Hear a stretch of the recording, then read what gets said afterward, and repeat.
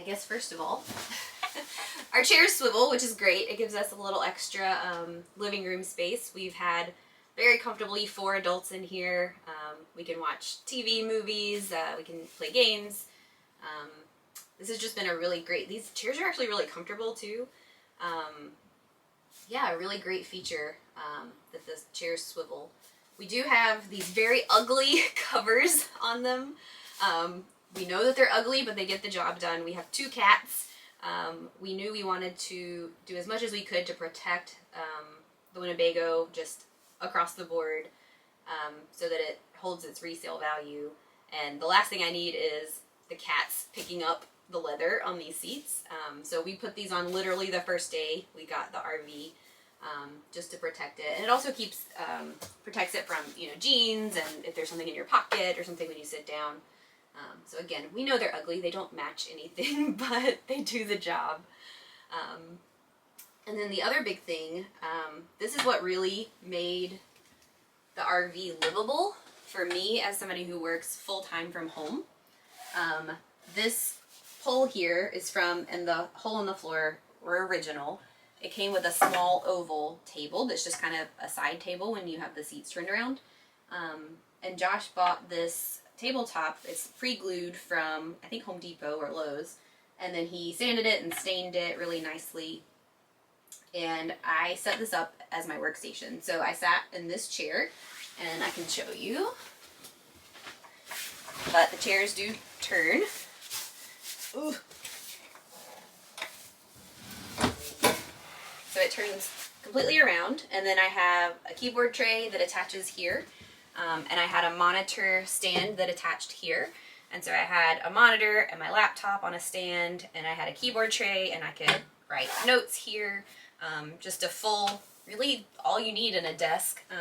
If I ever needed extra space, this does flip out as well. And I did, I think, have my printer set up here for a little while. There's a plug right here behind, and I just plugged in a little power strip. And yeah, this is where I sat and worked for almost 5 months. And I still do work here when we go down to Auburn, maybe for a whole week, or I want to work from the road. Just pop out the table and my keyboard tray and set it all up. It's really easy. It actually stores in a cabinet.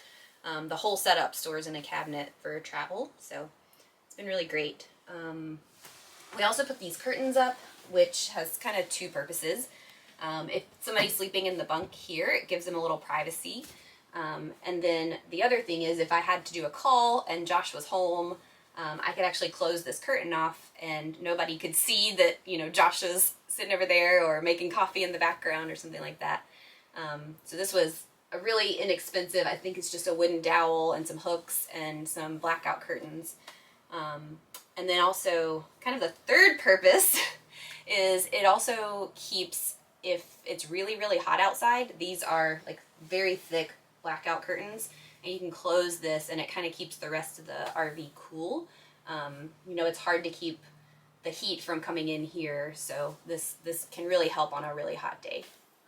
Of course, it does drop down to about the level of the seats for extra sleeping. It's really only large enough for 1 adult. So don't think, maybe you could get 2 kids up there, maybe, but it's really just a little bit wider than a twin bed. We actually have a twin extra long beddies on it, and it's just a little, it's not quite wide enough, but because the mattress is so thin, it works fine. The entertainment center. When we originally picked this up, Winnebago had installed a table here because that was the only eating space that was in the RV, and we quickly realized that just did not fit our lifestyle. For one thing, when the slides are together, you have to kind of like shimmy past the table because it stuck out like 3 feet. So going on road trips and stuff like that, and when you stop to, like, you know, take a break, it just didn't work out with our travel needs. So we took out the table, which was right here. I ended up building this little cubby just to fill the space, and it holds our surround sound. And then below this used to be 2 cabinet doors, and I took those out and I built a fireplace that goes in here, which we use literally all the time. So we do have a heat pump installed on the RV, and it works great till about around 50 degrees. and below 50 degrees, you just don't have enough energy to transfer and make good heat. But this guy has a built-in heater in it, and it's phenomenal. And being hooked up to electricity, it's, you know, free energy. You're not paying for it, and you don't have to worry about your propane levels and all that good stuff. So highly recommend every RV have a electric fireplace installed. They're great. So the TV is in here in an elevator. Yeah, we have good storage here. This is usually like all of electronics. We keep our camera equipment in here, and the drones, and like when I'm not using my laptop, I keep that in there. And then on this side we have a couple of things, like a DVD player, and there's actually a hookup for the TV in here for the DVD player, and we keep our board games and stuff like that in it. Transitioning around, here's our sofa, which turns into a bed, and it's very comfortable for a pull-out bed. It's a trifold. And then over here we have our pantry, which is also doubled as a closet, you know, whichever adventure you want to go on. And then down here is a huge storage area. And so when we removed the table from the entertainment stand, we decided to make our own table to kind of fit our needs better. And so we installed these receptacles into the floor here. So when we need a table, all we have to do is move the rug and the chairs out of the way. There's two poles that we install here. And then we have our table that I made.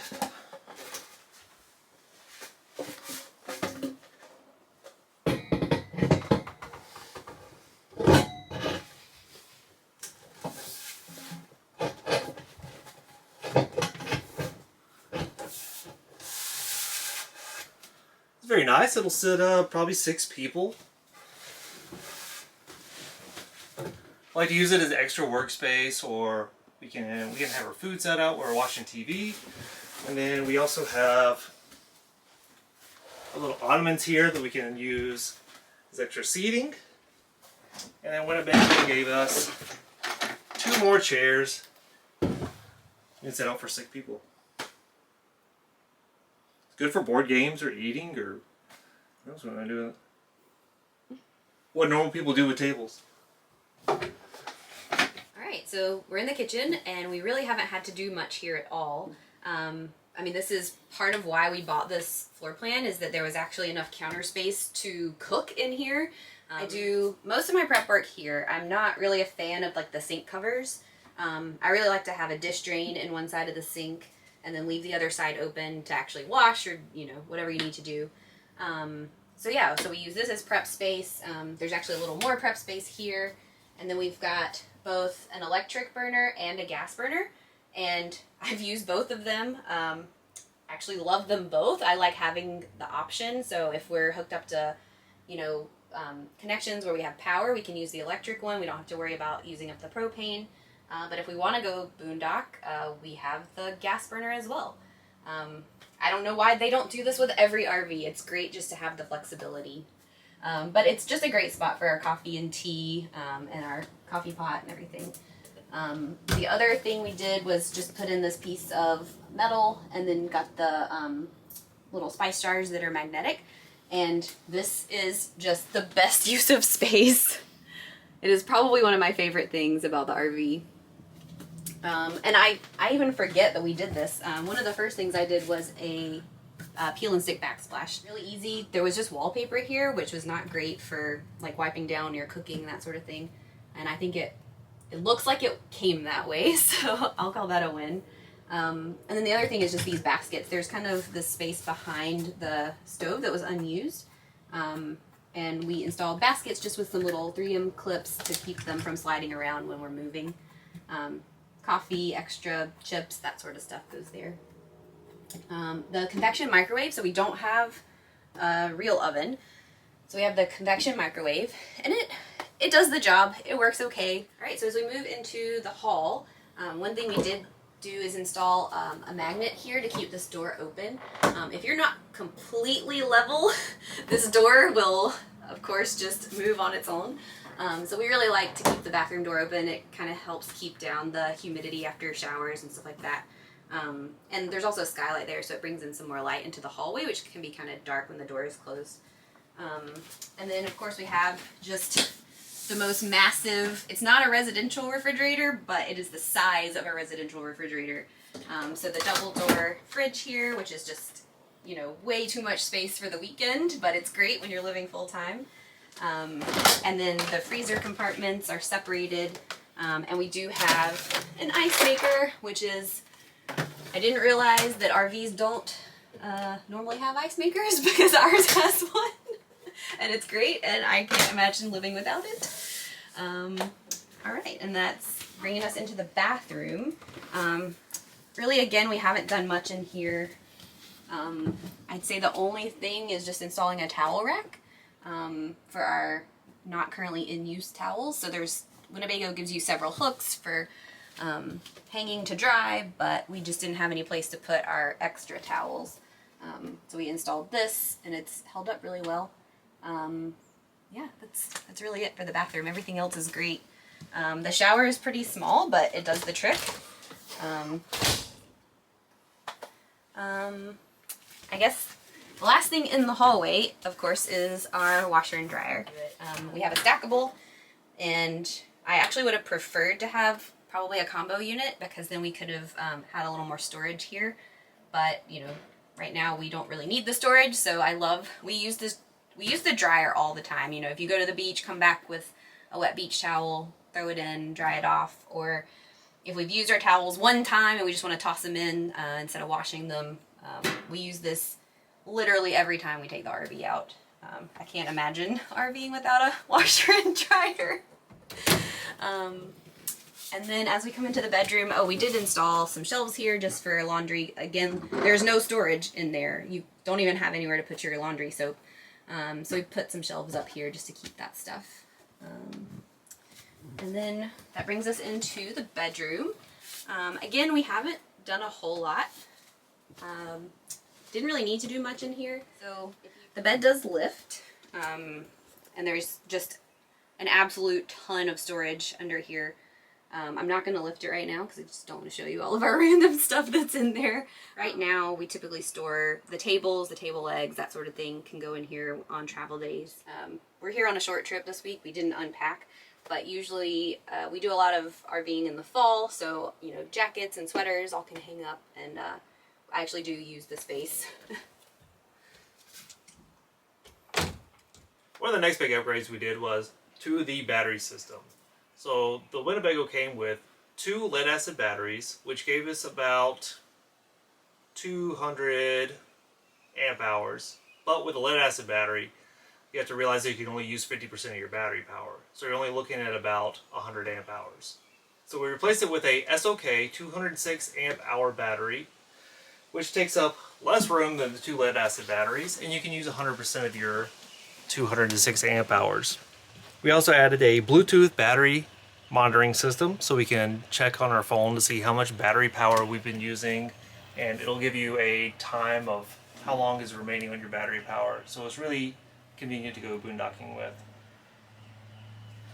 In order to upgrade our lithium battery, we also had to replace 2 different components. One was the battery isolation monitor, which is a device that disconnects or connects your chassis battery and your coach battery together. And we also had to install a lithium rated battery converter charger. Yeah, the Winnebago came with a ZAMP solar panel and solar charger, which was great for just keeping your battery topped off, but it wasn't enough for us to do boondocking with. So we added 2 more solar panels on the roof, which gave us about 460 watts of solar power. So here in the hallway, we also have all of the controls for the Winnebago. I love that they just put everything all in one spot. So at the top, of course, we've got the lift for the bunk over the cab. We've got our slide controls. Those are way up high. You're not going to have, you know, small children accessing those or playing with them, which is a good safety feature. Right below that, so like Josh was talking about, the ZAMP solar. So this is rated for 30 amp. And yeah, we didn't have to change that out at all because we stuck within the kind of manufacturer limits for solar. And then we've got our inverter controller here. We've got a 1000 watt inverter. And then we also have our generator. So we have a automatic gen start. So, you know, if we're boondocking and we start drawing too much power, the generator can kick in automatically. Then here is our kind of battery control center or power control center. So you can, it'll like light, if we're not on 50 amp, it'll light up and it'll say like if you're on 30 amp or 20 amp. And then this also manages your power draw. So if you say you're hooked up to 30 amp, it'll prioritize, and so it'll turn off your water heater first and then the refrigerator, and it prioritizes the air conditioner. But it'll do that all automatically, so you don't pop the circuit breaker if you're plugged into 30 amps. Then we've got our water heater, water pump, tank sensors, and then our electric water heater and the front AC control. And that Josh also mentioned, that's also a heat pump. So we've got both AC and heat pump on both of our air conditioners, and we have two. And then the other control is right here in the bedroom, so they're just a few feet apart, which is kind of funny, but again, this one also has a heat pump. Welcome to the outside. As you can see, we have tons of storage here. So we tried to categorize our holds by what we may need out of them. So the first hold here is just our folding chairs. This is our largest hold. And this is kind of like all of our outdoor stuff. This also goes all the way through to the other side. This one right next to our door is all of our like quick setup stuff. So anything that we need as soon as we get to the campsite, we put it in here. So we have our outside lights, a broom, some ladders. The bunk ladders in there. Easy access stuff. Moving on down, we have our grill hookup here. TV, which that's locked, so we won't open it, but there's an outside TV and stereo system. TV and stereo. The next hold here is kind of my garage. So I have some tools in here. And then so next we have our 10-gallon electric and propane water heater. And then back here is our spare chemicals.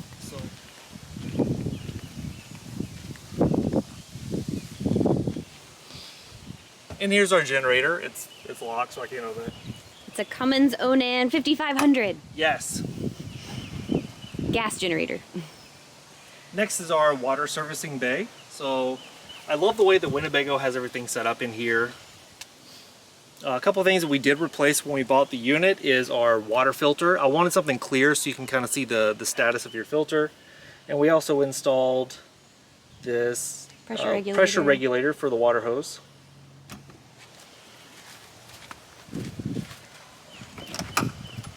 And here's our gray and black water setup.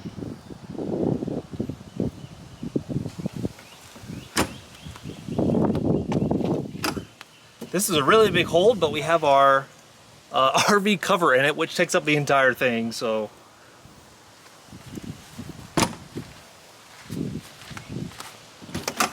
and then this is the other side of the large hold that we showed you to begin with. We got our... And then this is our propane tank. And then next to that is our leveling manifold. I think that's about it. That's it.